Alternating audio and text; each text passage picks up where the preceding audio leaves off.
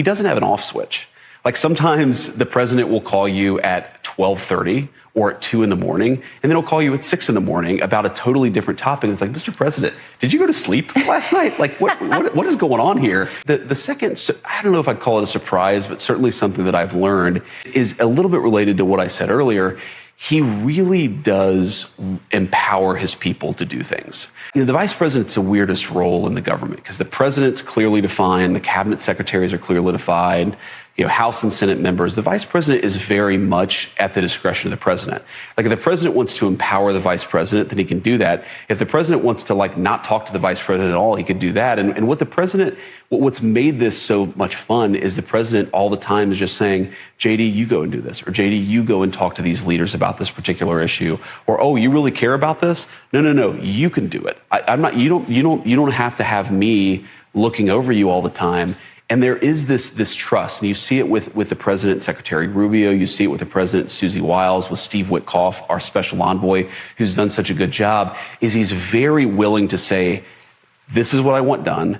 You go and do it. Report back, or ask me for help if you need it." But that ability to delegate and trust his people has been really amazing. If things are so bad, why was the GDP 3.3%? Why is the stock market at a new high? Because, you know, with President Trump, we care both about big companies and small companies. You're quoting big companies, but the big company index, the S&P, is at a new high. Hasbro says they're going to have to increase their prices. Goldman Sachs says 86% of the tariff revenue collected so far has been paid by American businesses and consumers. So just bottom line, Mr. Secretary, do you acknowledge that these tariffs are a tax on American consumers? No, I don't.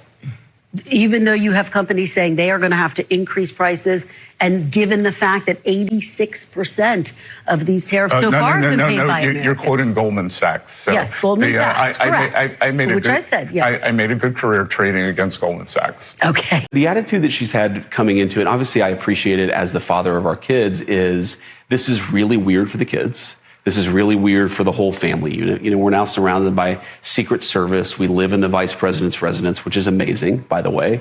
And her main job, more than anything else, is just to make the kids have as normal a life as possible. She makes us do normal family stuff as much as possible. So, you know, we were in California a couple of months ago for a fundraiser for the RNC, and she was like, well, we're going to be right next to Disneyland. Let's take the kids to Disneyland. Or, you know, there's a coffee shop, there's a bakery in our home in Cincinnati that we really love. And she's always like, no, don't send somebody out to get it. Let's go as a family so the kids get to experience this thing, this ritual of our family that we really loved before politics, and they should continue to enjoy it afterwards. And that's how we make this, you know, tolerable for the kids. And that's how we make sure that after 4 years of being vice president, the kids, you know, they still know how to like live a normal life. Like, I don't want them to get used to this. She doesn't either. And she really pushes the family to do as much family stuff as possible. And I really appreciate that.